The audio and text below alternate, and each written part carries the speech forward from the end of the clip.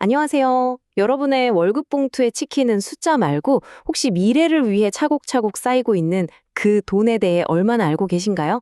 바로 퇴직금 얘긴데요. 이게 그냥 나중에 받을 돈이 아니라 잘만 알면 내 미래를 바꿀 수 있는 진짜 중요한 자산이거든요. 오늘 이 퇴직금 사용 설명서로 여러분의 소중한 미래 자산을 어떻게 지키고 또 불릴 수 있는지 핵심만 쏙쏙 알려드릴게요. 자, 근데 퇴직금이랑 퇴직연금, 솔직히 이거 좀 헷갈리지 않으세요? 비슷해 보이는데 사실은 완전히 다른 개념이거든요. 많은 분들이 그게 그거 아니야? 하시는데 걱정 마세요. 오늘 이 시간 끝나면 누구에게든 확실하게 설명해 줄 수 있게 될 겁니다. 제가 그렇게 만들어 드릴게요. 오늘 우리가 같이 살펴볼 내용들이에요. 먼저 큰 그림, 두 가지 기본 제도를 보고요. 그 다음에 DB, TC, IRP, 이 복잡한 연금 메뉴들을 하나씩 맛볼 거예요. 그리고 중소기업을 위한 꿀팁, 또 급할 때 돈을 미리 받을 수 있는 중간정산. 마지막으로 제일 중요한 우리의 권리와 의무까지 쭉 따라오시면 됩니다. 자, 그럼 첫 번째 질문부터 시작해 볼까요? 내 퇴직금, 과연 어떤 시스템으로 굴러가고 있을까요? 크게 보면 딱 두 가지 방식이 있어요. 우리가 옛날부터 들어온 전통적인 퇴직금 방식, 그리고 요즘 대부분의 회사가 쓰고 있는 현대적인 퇴직연금 제도, 한번 파헤쳐 보죠. 먼저 전통적인 퇴직금 제도. 아주 간단해요. 법으로 딱 정해져 있어요. 회사는 직원이 퇴사할 때 1년 일한 거에 대해 30일치 이상의 평균 임금을 줘야 한다. 이거죠. 한마디로 퇴사하는 날 통장에 한 번에 쾅 하고 꽂히는 목돈인 셈이에요. 네, 바로 이겁니다. 이 공식만 기억하세요. 다른 건 다 잊어도 괜찮아요. 나 1년 일했다? 그런데 한 달치 월급 이상이 쌓였다. 이렇게요. 만약에 10년 일했다면 그렇죠. 300일치, 거의 10개월치 월급이 내 퇴직금이 되는 거예요. 아주 직관적이죠? 자, 이제부터가 진짜입니다. 현대적인 퇴직연금 제도로 넘어와 볼게요. DB, DC, IRP, 꼭 무슨 암호 같잖아요. 괜찮아요. 지금부터 이 암호를 하나씩 다 풀어드릴게요. 먼저 DB형, 확정급여형입니다. 이건 말이죠. 회사가 알아서 다 차려주는 정식 코스 요리라고 생각하면 쉬워요. 내가 나중에 받을 돈이 이미 딱 정해져 있는 거죠. 회사가 알아서 돈을 굴리고 투자가 잘 되든 안 되든 모든 책임을 다 져요. 그러니까 나는 투자 신경 쓸 필요 없이 약속된 금액을 받으니까 안정적인 걸 최고로 치는 분들한테 딱 맞는 방식입니다. 다음은 DC형, 확정기여형인데요. 이건 정반대예요. 회사가 재료비는 딱 대줄 테니 요리는 네가 직접 해봐 하는 방식이랑 같아요. 회사는 매년 내 연봉의 12분의 1 이상을 내 개인 계좌에 꼬박꼬박 넣어줘요. 그럼 그 돈을 가지고 어떤 펀드에 넣을지, 주식에 넣을지 이건 온전히 제 선택과 책임인 거죠. 잘하면 대박이 날 수도 있고 반대로 손해를 볼 수도 있어요. 좀 더 적극적으로 내 돈을 불리고 싶은 분들께 매력적인 옵션이죠. 자, 이 표를 한번 보세요. 차이가 한눈에 딱 들어오죠? 누가 돈을 굴리는지, 누가 위험을 감수하는지, 그래서 내 돈이 어떻게 결정되는지. 결국 핵심은 누가 컨트롤하는가예요.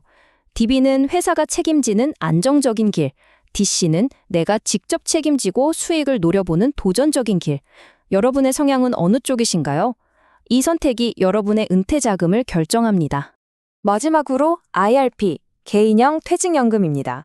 이건 뭐냐면 회사랑 상관없이 내가 만드는 나만의 퇴직금 전용 바구니라고 생각하시면 돼요. 이직할 때마다 받은 퇴직금을 이 바구니 하나에 차곡차곡 모아서 관리할 수도 있고요. 내 돈을 추가로 더 넣어서 연말정산 때 세금 혜택까지 받을 수 있는 정말 똑똑한 계좌예요. 이건 선택이 아니라 필수템입니다. 자, 다음으로 넘어가서요. 혹시 중소기업에 다니는 분 계신가요? 그렇다면 지금부터 주목해 주세요. 여러분을 위한 아주 특별한 제도가 있거든요. 바로 중소기업 퇴직연금 기금 제도입니다. 이게 뭐냐면 직원 30명 이하인 회사들을 위해서 나라가 아예 공동퇴직연금을 만들어준 거예요. 이게 왜 좋냐면요. 우리 회사가 작다고 해서 내 소중한 퇴직금이 불안할 이유가 전혀 없게 만드는 거거든요. 나라가 든든한 백이 되어주는 셈이니까요. 근데 여기서 끝이 아니에요. 심지어 정부가 돈까지 보태줘요. 회사가 내야 할 돈의 일부를 정부가 대신 내주는 거죠. 그러니까 사장님은 부담이 줄어서 좋고, 우리는 우리 퇴직금이 더 안전해지니까 좋고, 이거야말로 진짜 모두에게 이득인 시스템 아니겠어요? 자, 이제 많은 분들이 정말 궁금해하시는 주제죠. 퇴직금 미리 좀 땡겼을 수 없나요? 정답부터 말씀드리면 네, 가능합니다. 그런데 아무 때나 되는 건 아니고요. 법으로 정해진 특별한 상황에서만 가능해요. 법에서는 정말 급하고 중요한 상황에만 이 중간정산을 허용하고 있어요. 보시는 것처럼 집이 없는 사람이 내 집을 마련한다거나, 갑자기 가족이 아파서 큰 병원비가 필요하다거나, 이런 인생의 중대한 이벤트가 있을 때만 가능한 거죠.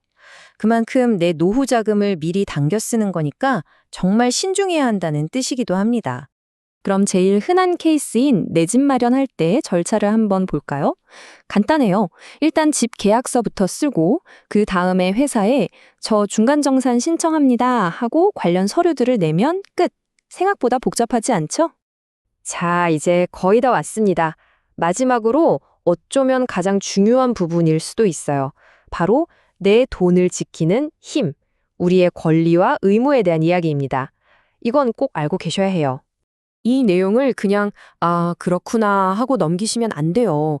이건 법으로 보장된 여러분의 권리입니다. 회사는 돈을 제때 내고 매년 교육을 해야 할 의무가 있는 거고요. 그리고 여러분은 혹시나 빚이 있더라도 퇴직연금만큼은 압류당하지 않을 권리, 그리고 퇴사하고 14일 안에 내 돈을 다 받을 권리가 있는 겁니다. 이건 회사가 해주면 좋고 아니면 말고가 아니에요. 당연히 우리가 누려야 할 권리입니다. 특히 회사가 임금 피크제 같은 걸 도입해서 우리 월급이 줄어들 때요.